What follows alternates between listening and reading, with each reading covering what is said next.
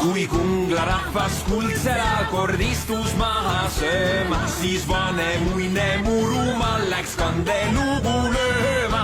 Läks aga metsa mängima, läks aga laande lauluga, läks aga metsa mängima, läks aga laande lauluga.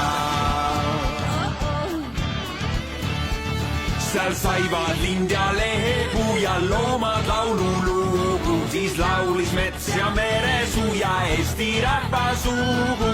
Läks aga metsa mängima, läks aga laande lauluga, läks aga metsa mängima, läks aga laande lauluga. Kui kõnnid üksi metsa sees ja tahad lihtsalt laulda, ei häiri sind see metsa